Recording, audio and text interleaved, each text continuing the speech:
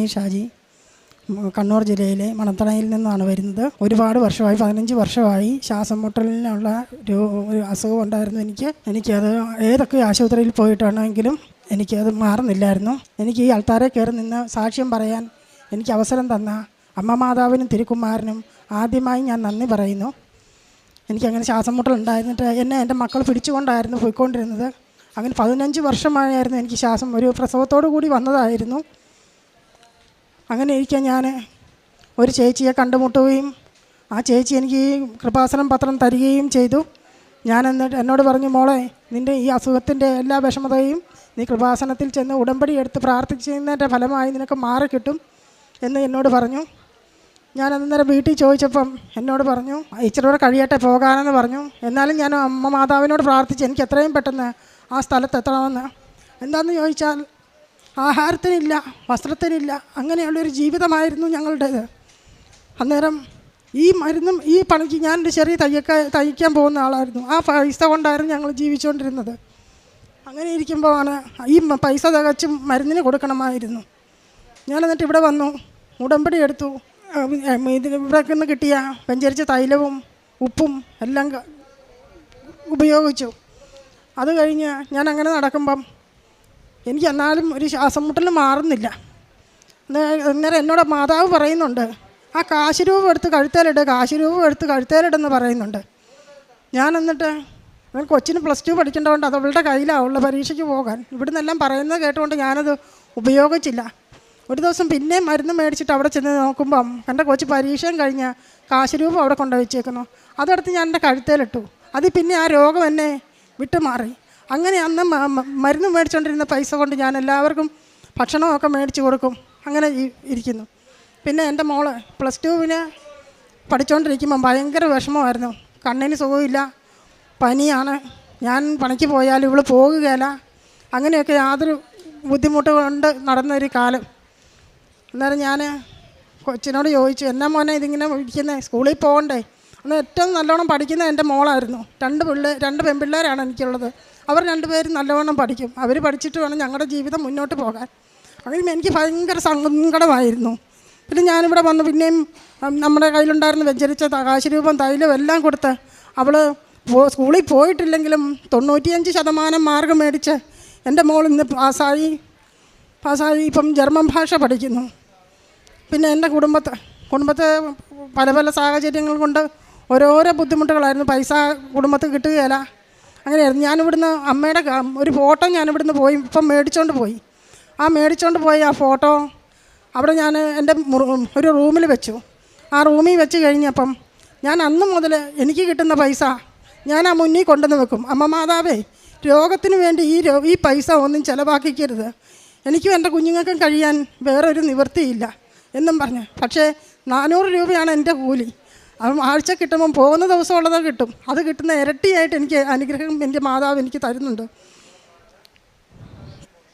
അതുപോലെ എൻ്റെ വീട് ജപ്തിയായി പോയായിരുന്നു. ജപ്തിയാ 3 ദിവസം കൂടെ ബാങ്കുകാർ വിളിക്കുമ്പം ചേട്ടൻ പോകില്ല, അത് പൈസ അടയ്ക്കാതെ കിടന്നുണ്ട്. എന്നെ വിളിച്ചപ്പം ഞാൻ ചെന്നവൻ പറഞ്ഞു, നിങ്ങളുടെ 3-ാം ദിവസം നിങ്ങളുടെ വീട് ജപ്തിക്കുള്ള ഒട്ടിക്കുമെന്ന് പറഞ്ഞു. ഞാൻ അന്നേരം എന്താ ചെയ്യണ്ടേ ദൈവമേ എന്നറിയില്ല. ഇതെല്ലാം കൂടിയാണ് ഞാൻ ഈ ആൾത്താരെ വന്നത്. ഞാനിവിടെ വന്നിട്ട് ഈ ബാങ്കിൻ്റെ കാര്യം ഒന്നും വെച്ചില്ല, സ്ഥലം പോകുന്ന കാര്യവും ഞാൻ വെച്ചില്ല. ഞാൻ വീട്ടിൽ ചെന്ന് കഴിഞ്ഞപ്പോൾ മുതൽ എന്നോട് ഒരാൾ പറയുന്നു, നീ ആ കടലാസ് എടുത്ത് നോക്കി, ബാങ്കിൽ നിന്ന് വന്ന് നോട്ടീസ് എടുത്ത് നോക്ക് എന്ന് പറഞ്ഞു. ഞാൻ എന്നിട്ട് പിന്നെ ഞാനത് എടുത്ത് നോക്കുമ്പോൾ ഉണ്ടല്ലോ 5 ലക്ഷം രൂപ എടുത്തത് 7 ലക്ഷമായിട്ട് കിടക്കുന്നു. അന്നേരമാണ് എനിക്ക് പെട്ടെന്നൊരു പേടിയായി. എന്നിട്ട് പിറ്റേ പ്രാവശ്യം ഞാൻ ഇവിടെ വന്നപ്പം ആ സ്ഥലം വിൽക്കാനുള്ളത് വേണ്ടി എഴുതി വെച്ചു. അച്ഛൻ വെഞ്ചരിച്ച കാശ് രൂപമൊക്കെ തന്നു. ഞാൻ അവിടെ കൊണ്ടുപോയിട്ടു. കൊച്ചിൻ്റെ ജർമ്മൻ ഭാഷ പഠിക്കാനുള്ള പരീക്ഷയുടെ പൈസയും ഈ ലോൺ അടയ്ക്കേണ്ട പൈസ ഒരു ദിവസമാണ് വരുന്നത്. അന്നേരം ഞാൻ എന്ത് ചെയ്തു? ഞാൻ പറയും, എന്നും പ്രാർത്ഥിക്കും, ഞാൻ നിനക്ക് മുന്നേ പോയി എന്നുള്ള വചനം പ്രാർത്ഥിച്ച് ഞാൻ മുന്നേ പൊക്കോ മാതാവേ എന്നും പറഞ്ഞാണ് ഞാൻ പോകുന്നത് എല്ലാ സ്ഥലങ്ങളിലും. അന്നേരം ഇങ്ങനെ ആ പൈസയ്ക്ക് യാതൊരു നിവൃത്തിയില്ല. ഞാൻ അന്നേരം മാതാവ് ഇവിടെ ഞാനിവിടെ വന്നപ്പോൾ ഒരു കത്ത് ഞാനിവിടെ എഴുതി വെച്ചേച്ച് പോയി. മാതാവ്, എനിക്ക് യാതൊരു നിവൃത്തിയില്ല, എൻ്റെ കൊച്ചിൻ്റെ ഫീസും കൊടുക്കണം, അത് 20,000, 30,000, 35,000 ഇതാണ് 7 ലക്ഷം കൂടാതെ പലിശ അടയ്ക്കേണ്ടത്. ഞാനിവിടെ വെച്ചിട്ട് പോയി ഒരു കത്ത് എഴുതി.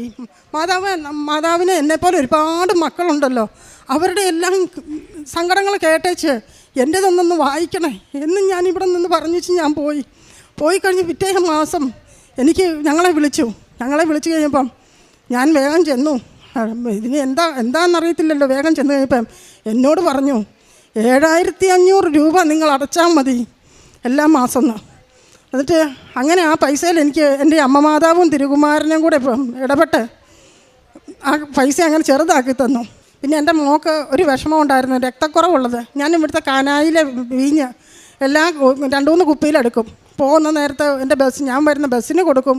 പിന്നെ അവിടെയുള്ള ആൾക്കാർക്കെല്ലാം കൊടുക്കും. ഒരു ദിവസം ഈ കൊച്ച് രക്തക്കുറവ് കൊണ്ട് കറുത്തു പോയി. ഞാൻ പ്രാർത്ഥിച്ചുകൊണ്ട് നിന്ന് കഴിയുമ്പോൾ തിരിഞ്ഞു നോക്കിയപ്പം ഈ കുഞ്ഞ് ക്ഷീണവതിയായി കിടക്കുന്നു. ഞാനന്നേരം വിശ്വാസപ്രമാണം ചെയ്ത് ഈശോയുടെ തിരുരക്തം കൊണ്ട് എൻ്റെ കുഞ്ഞിൻ്റെ നാടിനരമ്പുകളെല്ലാം കഴുകി വൃത്തിയാക്കണമെന്നും പറഞ്ഞ് ഞാനത് അവൾക്കൊഴിച്ചു കൊടുത്തു. അതുകൊണ്ട് കൂടി അവളുടെ ആ അസുഖങ്ങളെല്ലാം മാറി. അങ്ങനെ ഇപ്പം ഞങ്ങൾ മരുന്നെന്ന് പറയുന്ന സാധനം മേടിക്കുന്നില്ല. മാതാവിനും തിരുകുമാരനും. പിന്നെ എൻ്റെ ചേട്ടൻ ഇവിടെ വരാൻ ഭയങ്കര ബുദ്ധിമുട്ടായിരുന്നു.